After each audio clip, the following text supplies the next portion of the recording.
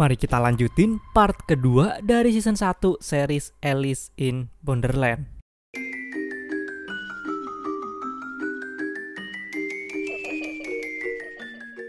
Kita balik lagi ke Arisu sama Usagi yang masih nyari-nyariin di manakah letak pantai itu, the beach. Berhari-hari mereka nyari dan akhirnya di suatu malam si Arisu sama Usagi lagi mata-matiin orang yang main game. Nah, mereka ngeliat ada orang yang persis sama, pakai gelang yang sama kayak yang dipakai sama Aguni. Nah, pasti nih orang-orang inilah kelompok the beach itu. Apalagi mereka ini abis kelar main, mereka pakai mobil. Udah fix. Jadinya Arisu sama Usagi pun ngikutin orang-orang tadi.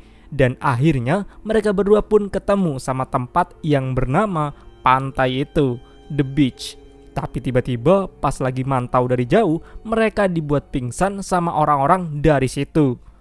Bangun-bangun pas paginya, mereka pun langsung diinterogasi. Arisu langsung bilang alasan dia datang ke sini buat nyari tahu alasan adanya semua permainan-permainan ini. Abis itu datanglah ketua dari yang punya kawasan ini, namanya Hatter.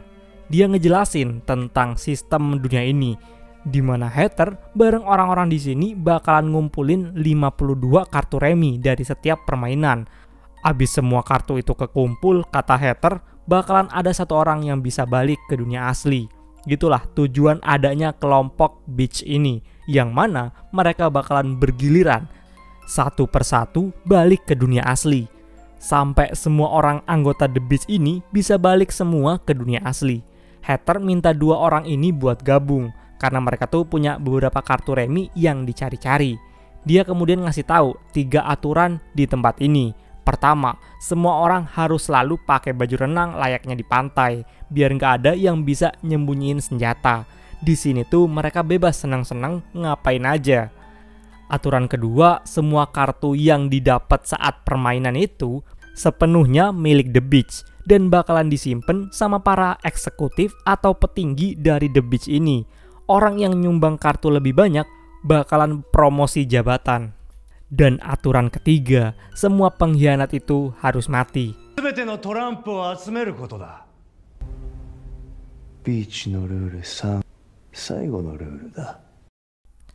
Di The Beach ini tuh ada listrik karena punya generator tenaga air. Mobil yang dipakai pun mobil jadul yang pakai mesin diesel. Jadi di tempat ini tuh bagaikan paradise, di mana pas siang mereka ini pada party bareng-bareng, bersenang-senang, tapi ketika malam tiba, semuanya pada gaskan OTW main game. Walaupun mereka main ini bakalan mempertaruhkan nyawa mereka, tapi nggak apa-apa, berkat si Hatter, mereka jadi punya semangat yang menggebu-gebu buat main. Malam ini juga mereka semua pada langsung OTW ke lokasi game yang kesebar di kota-kota. Arisu sama Usagi kepisah di kelompok tempat yang berbeda. Malam ini ada game berburu hewan buas, ada game lift manusia, ada game bingo di pabrik korek yang diikutin sama Usagi, dan yang Arisu ikutin adalah sebuah game yang bakalan jadi patokan layak enggaknya si Arisu ini masuk jadi anggota eksekutif The Beach. Si An yang bakalan nilai Arisu. Game 4 diamond, tandanya game kecerdasan. Peserta game ini tuh ada beberapa orang dari The Beach, kayak si Tata yang pernah Arisu selamatin di game kejar-kejaran. Ternyata dia tuh udah duluan gabung sama The Beach, sama cewek yang namanya Kuina. Nih orang tuh partnernya Chisia. Nama game kali ini tuh Lightbulb. Di sini mereka tuh ditempatin di sebuah ruangan penuh air yang makin lama airnya tuh makin naik. Dan yang jadi masalah, di atas mereka banyak kabel-kabel listrik yang bisa ngebunuh mereka semua kalau airnya ini nyentuh kabel di atas itu. Tujuan game kali ini, mereka ini harus disuruh nebak dari 3 saklar. Mana saklar yang bisa ngidupin lampu di ruangan sebelah. Aturan game ini tuh kalau pintunya dibuka, mereka punya satu kesempatan buat nyalain saklar. Kedua, kalau pintu ruangan lampu ditutup, mereka bisa sesuka hati ngebalikin saklarnya. Dan aturan ketiga, kalau di dalam ruangan lampu itu tuh ada orangnya, atau ketika saklar udah dinyalain, pintu itu tuh nggak bakalan bisa ditutup. Mereka semua tuh cuma punya satu kesempatan buat nebak. Permainan pun dimulai. Ada cewek yang blow on ini nih. Udah dibilang di atas mereka tuh listrik, dia dengan polosnya malah megang itu, dan akhirnya dia pun mati seketika. Pada debat nih di sini, karena air makin lama makin naik. Tiba-tiba si Arisu kepikiran ide brilian nih. Dia langsung nyuruh Kuina buat nutup pintunya. Arisu langsung nyalain saklar A selama beberapa menit. Nah, ketika saklar A diturunin, Kuina disuruh buka pintu. Pas posisi pintu dibuka, mereka tuh cuma punya satu kesempatan buat ngidupin saklar. Arisu langsung nyalain saklar B. Ternyata lampu itu nggak nyala. Buru-buru Kuina disuruh megang lampu di dalam sana. Dan ternyata lampunya panas. Dengan gitu mereka bisa nebak kalau jawabannya adalah saklar A yang tadi itu dinyalain pas pintunya ditutup. Game ini pun berhasil dimenangin dengan kondisi air tinggal beberapa senti lagi nyentuh kabel listrik itu.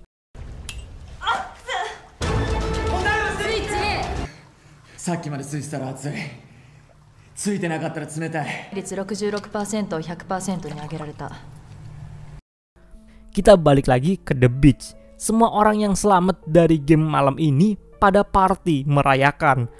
Kuina terusan ngasih tahu Arisu sama Usagi tentang kelompok militan.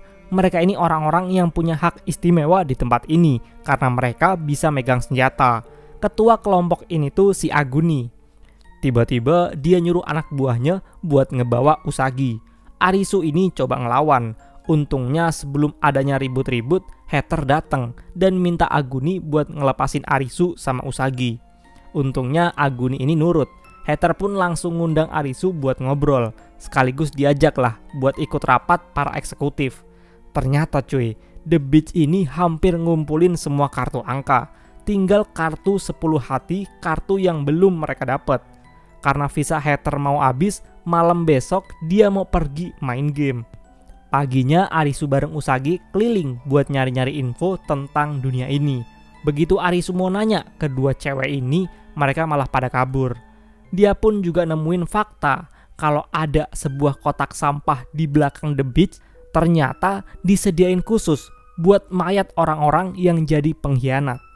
Chisiya bareng Kuina kemudian ngedatengin Arisu. Dia pun ngajak si Arisu ini kerjasama. Katanya nanti malam ketika Hater pergi buat main game, tempat ini bakalan dikuasain sama para militan. Nah makanya itu Chisiya ngajak Arisu kerjasama buat nyuri semua kartu dan pergi dari tempat ini. Dan besok paginya para anggota eksekutif dikumpulin buat ngasih tahu kalau ternyata kata Aguni Hater tuh tadi malam tewas gara-gara main game. Mereka malah pada ribut buat nentuin siapa yang gantiin posisi nomor 1 di The Beach ini. Tiba-tiba tangan kanannya Aguni yang namanya Niragi bilang kalau yang terkuat lah yang pantas jadi pemimpin. Dia pun kemudian maksa semuanya buat voting biar semuanya pada milih Aguni buat jadi pemimpin The Beach ini. Karena itulah akhirnya dengan terpaksa Aguni pun ngegantiin Hater buat mimpin di tempat ini. Jadi cuy, kartu-kartu yang udah dikumpulin tuh bakalan disimpan ke sebuah brankas yang ada di kamarnya Hater, dimana sesuai aturan kode dari brankas itu disimpan di sebuah amplop hitam dan disegel yang mana cuma bisa dibuka ketika ganti pemimpin aja.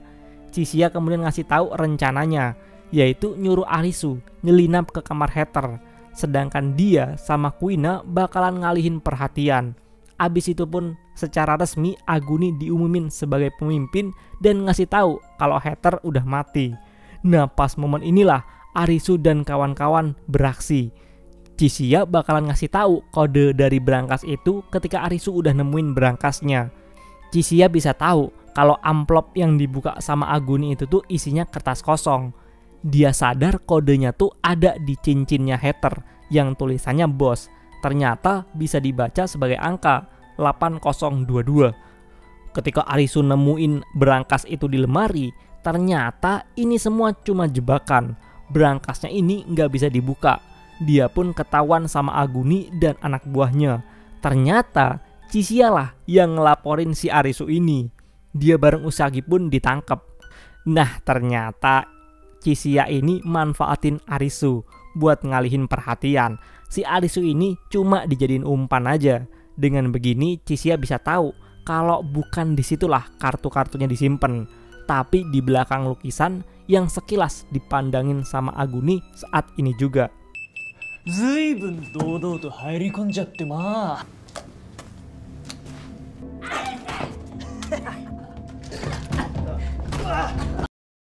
Arisu yang pingsan karena digebukin ini akhirnya disekap lah di sebuah kamar hotel. Sedangkan si Usagi mau dilecehkan sama anak-anak buah Aguni. Nah, si An ini lagi ngebedah mayatnya Hatter. Dia kemudian nemuin peluru yang nyebabin Hatter mati. Malamnya, ketika si Aguni ada di kamarnya, si Chisiya ini ngelancarin rencana dia yang sebenarnya, yaitu ngambil kartu-kartu tadi di belakang lukisan rusa itu. Yang mana di amplop hitam itu sebenarnya bukan ketulis kode, tapi sebuah gambar rusa kayak gini buat ngasih tahu letak si Hatter ini nyimpen kartu-kartunya.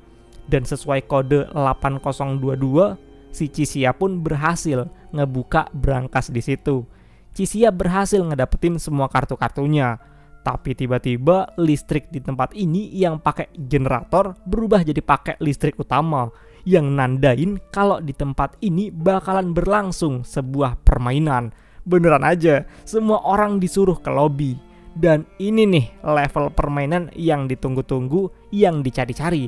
Permainan 10 hati akhirnya muncul coy.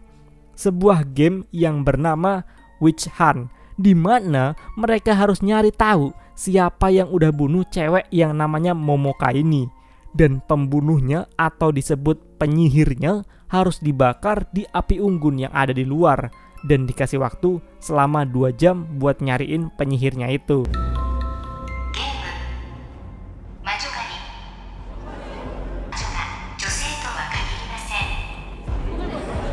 この中に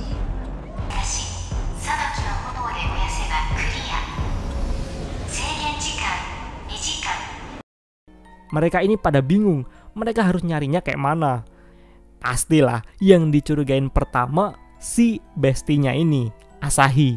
Untungnya dihentiin sama Usagi sama Mira ketika Asahi ini udah diarak mau dibakar.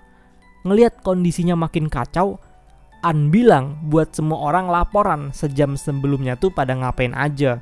Yang lain pada ngeliatin An banyak darah. An pun kemudian klarifikasi dengan bilang tadi dia tuh lagi bedah mayatnya Hatter. Dia ini nyimpulin kalau Hatter ini dibunuh pakai pistol sama seseorang dari The Beach ini. Nggak ada angin, nggak ada hujan. Salah satu anggota militan yang sangar tatoan ini namanya Takatora bilang, udah ribet amat, mending bakar aja semuanya biar game ini cepet kelar. Aguni pun datang dan setuju kalau nggak ada yang mau ngaku bakalan dibunuh dan dibakar semua orang yang ada di situ. Ngedenger itu auto kocar-kacir lah mereka semua. Mereka pada kabur dari para militan. Sebelum pergi dari situ, Usagi ngambil 1 HP buat Arisu nanti. Pada saling bunuh-bunuhan nih. Pokoknya chaos banget game kali ini. Emang bener-bener game tipe hati banget. Usagi buru-buru nyariin Arisu yang entah di kamar mana. Si Niragi jadi sniper di atas. Dia tuh nyuruh mancing semuanya keluar. Kemudian Taka pun ngebakar gedung The Beach ini. Nah, si An nyari petunjuk buat nyari tahu siapa penyihirnya. Pakai caranya ini dia pun mau ngeliat sidik jari di senjata pembunuhnya itu. Dia ini tuh dulunya orang forensik, makanya dia tahu, paham banget yang beginian.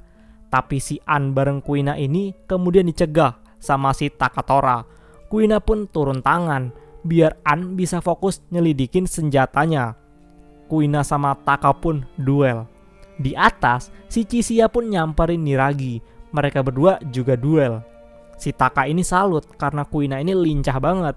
Dan akhirnya terungkaplah masa lalu si Kuina. Dia ini dulunya punya bapak master bela diri. Dia dipaksa buat kayak bapaknya ini. Padahal dia tuh gak mau. Dia ini orangnya feminim. Sampai akhirnya dia ini ngeyel dan selalu dandan kayak cewek. Dia pun diusir dari rumah sama bapaknya gara-gara makin hari makin slay. Beberapa tahun kemudian, dia ini balik ngejenguk emaknya yang lagi sakit di rumah sakit. Emaknya ini auto kaget karena si Kuina ini datang-datang udah ganti kelamin jadi cewek kayak gini. Nah, sekarang giliran Taka yang cerita dia ini dulunya orang cupu, seorang hikikomori. Bahasa enaknya dia ini nolep level akut lah. Suatu ketika dia ikut pindah ke dunia Borderland. Karena pindah di dunia ini, dia pengen gak ada orang yang bisa ngenalin dia lagi. Si Taka pun pengen berubah. Dia ketemu sama orang yang bisa buatin dia tato. Dan akhirnya dia pun sampai jadi kayak gini, bahkan rela ngebotakin kepalanya. Taka pun berubah jadi watak kejam misterius dan sok-sokan jago pedang gini. Untungnya si Kuina akhirnya bisa ngalahin Taka ini dengan jurus karatenya. Kita pindah ke Chisiya yang ada di atas. Chisiya ini tuh dulunya seorang dokter, makanya nggak heran dia ini jadi pinter banget gitu. Nah si Niragi ini dulunya cowok yang sering dibully, makanya pas pindah ke dunia baru ini, Niragi nggak mau kayak gitu lagi. Dia pun malah ngebully orang lain. Mereka berdua pun duel. Dengan kecerdasannya, Chisiya pun berhasil ngebakar si Niragi ini. Kita pindah ke Usagi. Dia bareng yang lain berhasil nemuin Arisu. Waktu sekarang tinggal 30 menit. Usagi cerita semuanya, mulai dari kondisi di luar sampai aturan dari game ini ke Arisu. Arisu paham ini nih game hati, yang mana permainan ini nggak bakalan sesimpel itu diselesain. Arisu coba berpikir, andaikan dia sebagai yang buat permainan ini. Nah, An ini pas ngecek sidik jarinya, dia akhirnya nemuin lah jawaban dari permainan ini. Tapi baru aja keluar kamar, dia dibuat pingsan sama anggota militan. Si Arisu pun ternyata udah tahu siapa penyihirnya.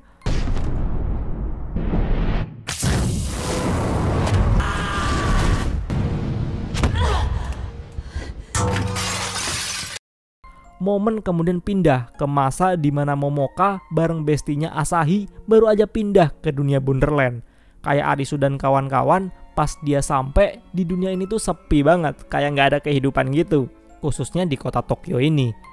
Si Asahi ngerekam ini sebagai bukti kalau kejadian ini tuh real dan siapa tahu bisa dilihat sama seseorang nanti.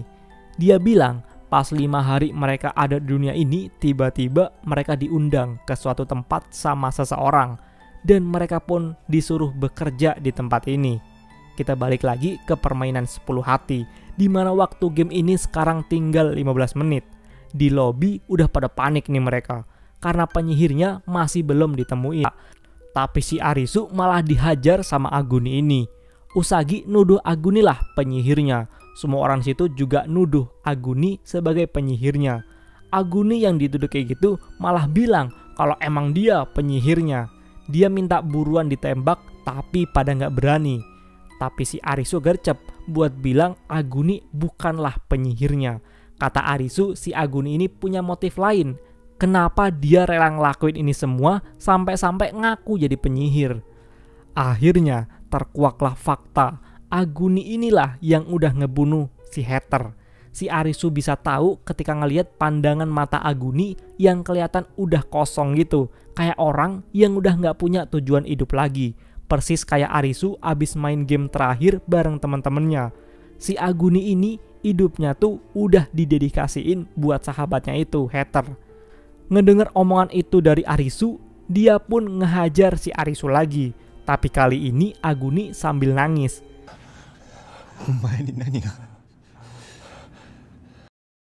Jadi keungkaplah siapa yang udah ngebunuh Hater.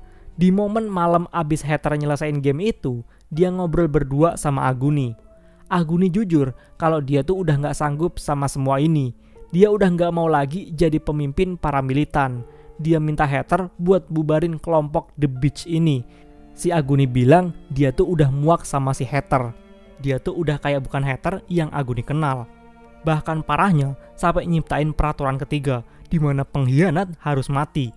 Cuma gara-gara ada beberapa orang yang nyembunyiin kartunya dari si Hater. Aguni jadi mikir kalau si Hater ini nganggep semua orang di The Beach sebagai bawahannya. Ini udah beda banget sama cita-cita si Hater pas ngebentuk The Beach dulu, dimana dia bareng Aguni nyiptain The Beach buat ngumpulin dan kerjasama sama orang-orang yang punya tujuan yang sama dan cita-cita yang sama buat balik ke dunia asli. Mereka ini jadi debat dan akhirnya pas si Hater ini ngalahin pistol ke Aguni, secara nggak sengaja Aguni nembak Hater duluan. Tapi ini adalah penyesalan terbesarnya si Aguni. si hater ini tuh sebenarnya nggak ada niatan mau ngebunuh Aguni sama sekali, karena pistolnya hater ini bahkan nggak diisi peluru.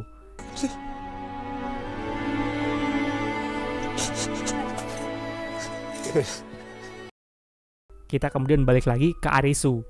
Arisu lanjut ngomongin game ini. Sesuai pengalaman Arisu yang pernah mainin game tipe hati, dia jadi tahu kalau game ini tuh sebenarnya biasanya bisa diselesain tanpa korban jiwa. Kalau semua orang yang main game ini nggak main perasaan. Nah, kalau di kasus game ini, cara menangin game ini tanpa korban jiwa nggak lain dan nggak bukan. Bisa jadi yaitu harus ngebakar mayat si Momoka ini. Arisu ngeduga dia sendirilah penyihirnya. Tapi si Aguni ini ternyata masih nggak terima. Dia masih kekeh kalau dialah penyihirnya. Aguni ini nggak mau game ini dimenangin. Tujuannya biar semua orang yang ada di situ mati bareng-bareng sama dia. Si Asahi bestinya Momoka bilang kalau dia tahu cara buat ngehentiin Aguni yang ngamuk kayak gitu. Di tengah-tengah keramaian ini, Asahi teriak kalau dia adalah bandar dari permainan ini. Dan boom, laser dari langit ngebunuh si Asahi.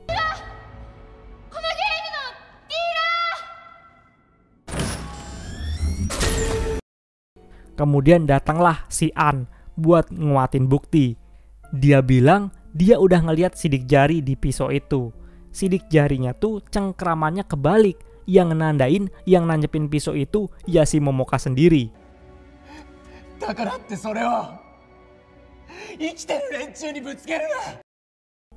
Tapi tiba-tiba si Niragi yang penuh luka bakar muncul. Dia nggak terima, dia pengen semuanya mati di situ. Langsung dah tuh dia nembakin orang-orang di situ dengan brutal. Dan akhirnya Aguni berkorban, nebus rasa bersalahnya. Dia pun ngedorong dan ngebawa Niragi masuk ke gedung yang kebakar itu. Sekarang ini waktu tinggal 3 menit. Mereka yang kesisa buru-buru bawa mayat Momoka dan ngebakar di api unggun yang ada di luar.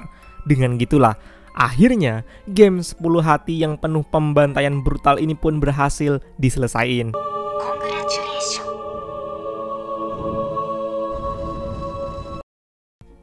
Chisiya nggak lupa ngambil kartu 10 hati di meja sebelum semua gedung ini kebakar.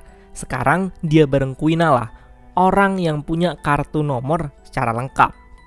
Besoknya Arisu sama Usagi ngelihat video yang direkam sama Asahi di HP itu, yang Asahi tinggalin pas mau ngorbanin dirinya. Isi video itu tuh dia tuh direkrut sama pekerja di Borderland gitu. Di situ Momoka dan Asahi disuruh datang ke sebuah tempat di rel stasiun bawah tanah, yang mana ruangan itu tuh penuh server dan CCTV di seluruh penjuru kota kayak gini. Di situ kelihatan orang-orang lagi main game bunuh-bunuhan ini. Jadi mereka-mereka inilah tim di balik layar dari game-game bernomor itu. Mereka kelihatan pada ketawa nikmatin kematian orang-orang itu. Tentu aja si Asahi ini ngerekam tempat ini tuh secara diem-diem. Ngelihat video itu, Arisu sama Usagi nyoba ke tempat itu. Tapi pas sampai sana, ternyata para operator game ini udah pada mati tertembak laser gara-gara game terakhir yang 10 hati itu berhasil dimenangin. Jadi ternyata masih ada entitas di atas mereka ini. Orang-orang ini tuh sebenarnya orang-orang yang ada di dunia asli pindah ke dunia Borderland dan direkrut buat jadi pekerja di dunia Borderland ini. Dan gak disangka-sangka, Chisiya sama Kuina ternyata juga nemuin tempat ini. Chisiya bisa tahu tempat ini karena dia dapat kertas coret-coretan dari ibu-ibu pemburu dari game kejar-kejaran yang pas itu. Nah, Chisiya ini sadar kalau ini nih jalur kereta bawah tanah dan diikutin sampailah di tempat ini. Ketika mereka masih bertanya-tanya siapa dalang dari semua ini, tiba-tiba layar di ruangan ini hidup dan nampilin muka si Mira, salah satu eksekutif dari The Beach, yang pas di akhir game itu kok pas banget dia tuh tiba-tiba ngilang. Dia bilang semua ini belum berakhir. Dia kemudian ngundang semua orang yang masih kesisa buat lanjut ke babak selanjutnya, game-game tipe kartu aja. Nah, kayak mana keseruan dari game-game itu, kita bakalan lanjutin di season keduanya. Nah, menurut kalian nih, game mana yang paling seru? Dan kalau lu jadi salah satunya, permainan mana yang bakalan bisa lu selesain? Apa jangan-jangan pada pengen nih main game kayak gini juga? Karena di kehidupan aslinya boring, pengen ada tantangan gitu. Yaudahlah, kalau kayak gitu sampai jumpa di alur cerita berikutnya. Bye-bye.